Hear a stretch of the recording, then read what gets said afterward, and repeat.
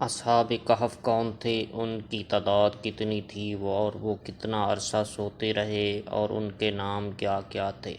حضرت عیسیٰ علیہ السلام کے آسمان پر اٹھا لیے جانے کے بعد عیسائیوں کا حال بے حد خراب اور نہایت ابتر ہو گیا۔ لوگ بت پرستی کرنے لگے اور دوسروں کو بھی بت پرستی پر مجبور کرنے لگے۔ خصوصاً ان کا ایک بادشاہ دقیانوس تو اس قدر ظالم تھا کہ جو شخص بت پرستی سے انکار کرتا تھا یہ اس کو قتل کر ڈالتا تھا۔ اصحاب کہف شہر افسوس کے شرفاء تھے جو بادشاہ کے معزز درباری بھی تھے، مگر یہ لوگ صاحب ایمان اور بت پرستی سے انتہائی بیزار تھے۔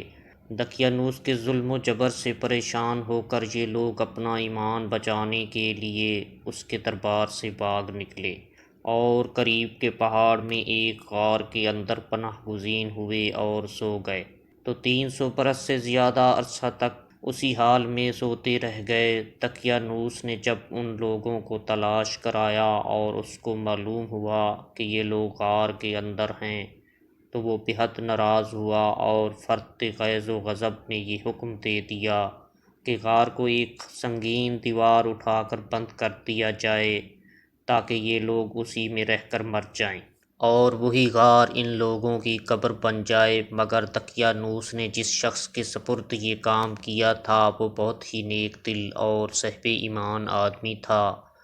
اس نے اصحاب کہف کے نام، ان کی تعداد اور ان کا پورا واقعہ ایک تختی پر کندہ کرا کر تانبے کے صندوق کے اندر رکھ کر دیوار کی بنیاد میں رکھ دیا، اور اسی طرح کی ایک تختی شاہی خزانے میں بھی محفوظ کر دی۔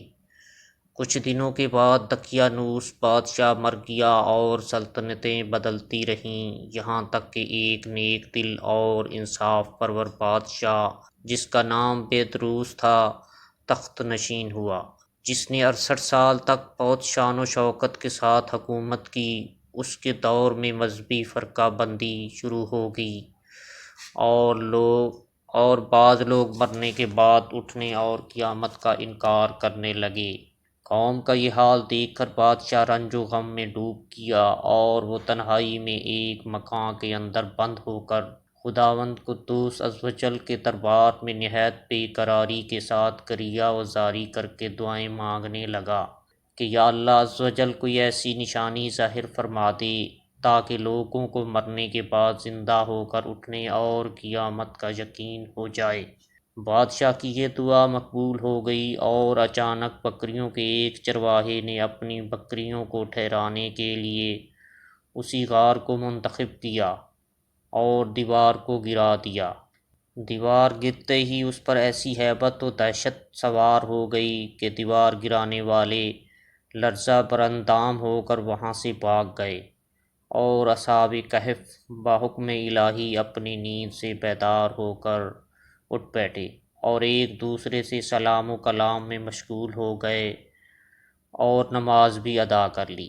جب ان لوگوں کو بھوک لگی تو ان لوگوں نے اپنے ایک ساتھی یملیخا سے کہا کہ تم بازار جا کر کچھ کھانا لاؤ اور نہایت خاموشی سے یہ بھی معلوم کرو کہ دقیانوس ہم لوگوں کے بارے میں کیا ارادہ رکھتا ہے۔ یملیخا غار سے نکل کر بازار گئے اور یہ دیکھ کر حیران رہ گئے کہ شہر میں ہر طرف اسلام کا چرچا ہے اور لوگ اعلانیہ حضرت عیسیٰ علیہ السلام کا کلمہ پڑھ رہے ہیں۔ یملیخا یہ منظر دیکھ کر محو حیرت ہو گئے کہ الہی یہ ماجرا کیا ہے کہ اس شہر میں تو ایمان و اسلام کا نام لینا بھی جرم تھا، آج یہ انقلاب کہاں سے اور کیوں کر آ گیا۔ پھر یہ ایک نان بائی کی دکان پر کھانا لینے گئے اور دقیانوسی زمانے کا روپیہ دکاندار کو دیا جس کا چلن بند ہو چکا تھا، بلکہ کوئی اس سکہ کو دیکھنے والا بھی باقی نہیں رہ گیا تھا۔ دکاندار کو شبہ ہوا کہ شاید اس شخص کو کوئی پرانا خزانہ مل گیا ہے، چنانچہ دکاندار نے ان کو حکام کے سپرد کر دیا اور حکام نے ان سے خزانے کے بارے میں پوچھ گچھ شروع کر دی اور کہا کہ بتاؤ خزانہ کہاں ہے۔ یملیخا نے کہا کہ کوئی خزانہ نہیں ہے، یہ ہمارا ہی روپیہ ہے۔ حکام نے کہا کہ ہم کس طرح مان لیں کہ روپیہ تمہارا ہے؟ یہ سکہ 300 برس پرانا اور برسوں گزر گئے کہ اس سکہ کا چلن بند ہو گیا اور تم ابھی جوان ہو لہٰذا صاف صاف بتاؤ کہ عقدہ حل ہو جائے۔ یہ سن کر یملیکھا نے کہا کہ تم لوگ یہ بتاؤ کہ دقیانوس بادشاہ کا کیا حال ہے۔ حکام نے کہا کہ آج روئے زمین پر اس نام کا کوئی بادشاہ نہیں ہے۔ ہاں، سینکڑوں برس گزرے کہ اس نام کا ایک بے ایمان بادشاہ گزرا ہے جو بت پرست تھا۔ یملیکھا نے کہا کہ ابھی کل ہی تو ہم لوگ اس کے خوف سے اپنے ایمان اور جان کو بچا کر بھاگے ہیں۔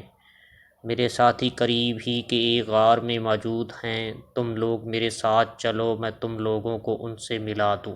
چنانچہ حکام اور عمائدین شہر کثیر تعداد میں اس غار کے پاس پہنچے۔ اصحاب کہف یملیکھا کے انتظار میں تھے۔ جب ان کی واپسی میں دیر ہوئی تو ان لوگوں نے یہ خیال کر لیا کہ شاید یملیکھا گرفتار ہو گئے، اور جب غار کے منہ پر بہت سے آدمیوں کا شور ہوگا ان لوگوں نے سنا تو سمجھ بیٹھے کہ غالباً دقیانوس کی فوج ہماری گرفتاری کے لیے آن پہنچی ہے۔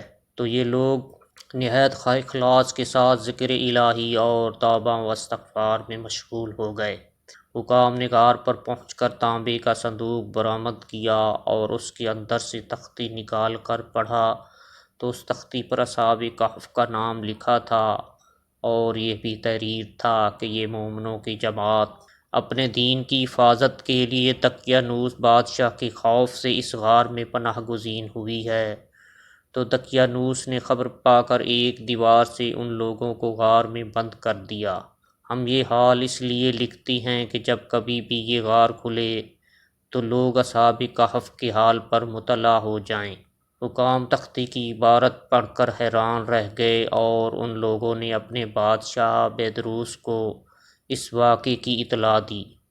فوراً ہی بیدروس بادشاہ اپنے امراء اور عمائدین شہر کو ساتھ لے کر غار کے پاس پہنچا تو اصحاب کہف نے غار سے نکل کر بادشاہ سے معانقہ کیا اور اپنی سرگزشت بیان کی۔